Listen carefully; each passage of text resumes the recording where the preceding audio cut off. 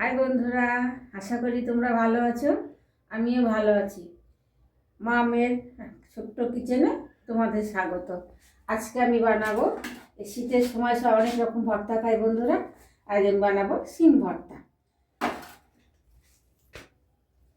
কড়াই গ্যাস আমি ধরিয়ে দিয়েছি। একটু জল দিব, 1 কাপ মতো জল দেব। দিচ্ছি, দেখো।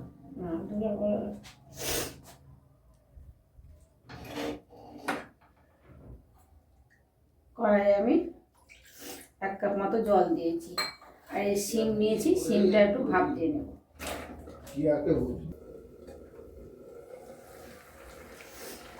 আমি শিমটা ভাপ দিয়ে নিয়েছি, আর শিমটা আমি করবো না, অল্প একটু ভাপ দিয়ে দিলাম, ঝুলিয়ে নেব। এই কড়াইয়ে আমি শিম ভর্তাটা বানাবো।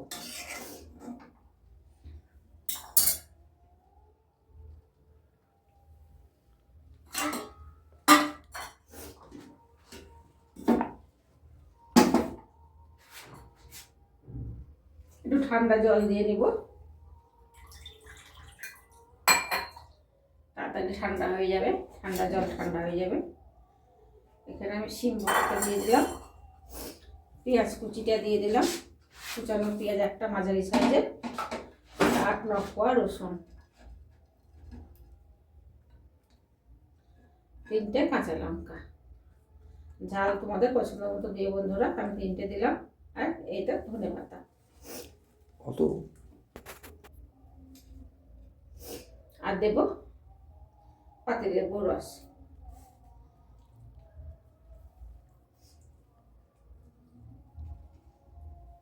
একটা গোটায় দেব, একটা দু হাত নাহলে পড়ছে না।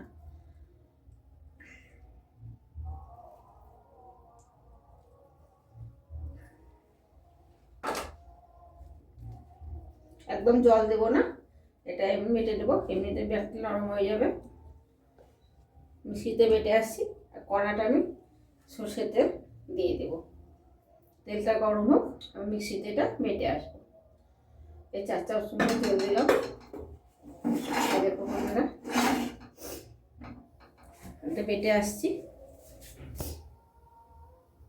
5 ফোড়ন দেব,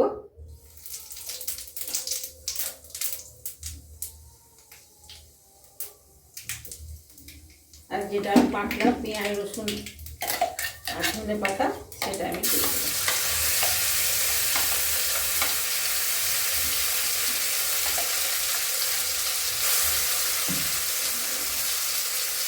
আমি এখানে কাঁচা পেঁয়াজ দিলাম, রসুন দিলাম।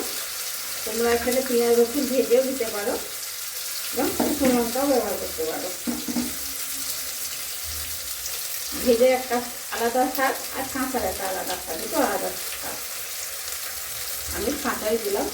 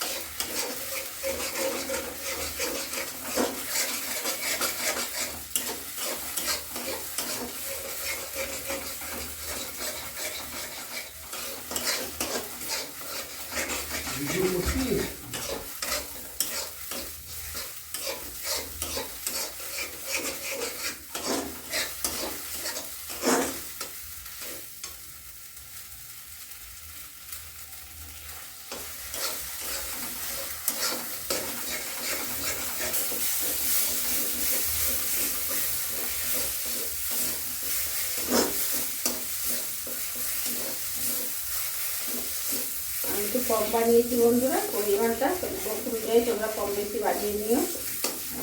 আমার তো হয়ে গেছে, যেহেতু শিমটা আমার ভাপানোই ছিল, তেল ছেড়ে গেছে, কড়াইতে লেগে যাচ্ছে, খেয়ে যাচ্ছে।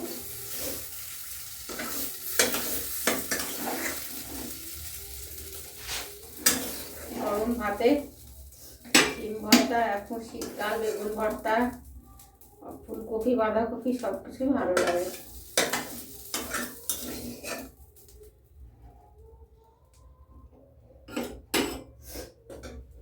একটু কাঁচা তেল ছড়িয়ে দেব।